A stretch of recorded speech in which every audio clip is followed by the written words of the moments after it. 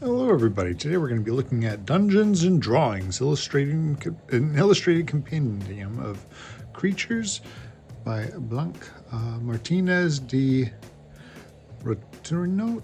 Oh, sorry, I'm really bad with names. Joe Sparrow.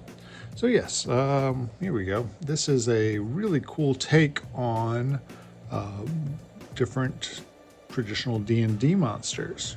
Andrews McNeil's Publishing put this out. I think they're out of the RPG gaming thing, so I was a little sad about that.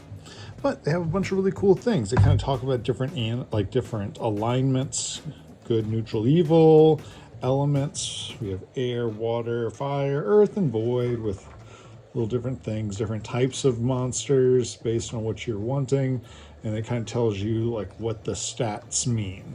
So yeah, we're gonna see all these interesting takes and different drawings on some of these monsters.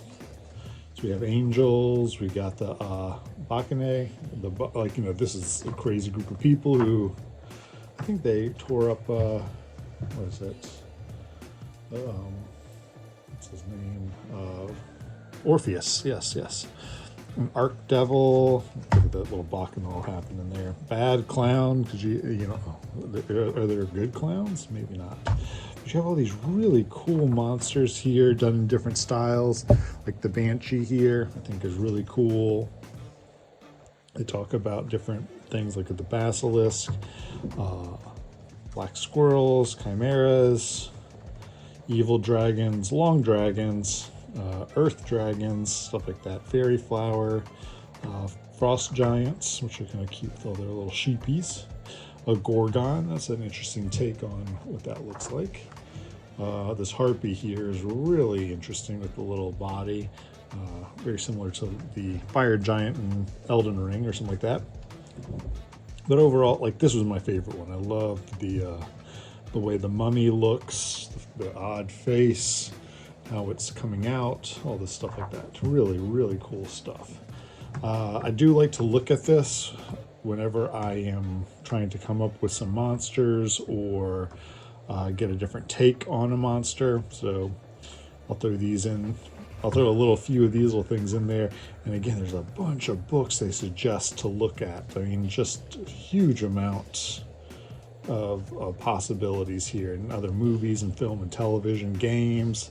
So like the appendix N of this book is just wonderful. I like, and they have these nice little sketches in the back to kind of see what some of their ideas were.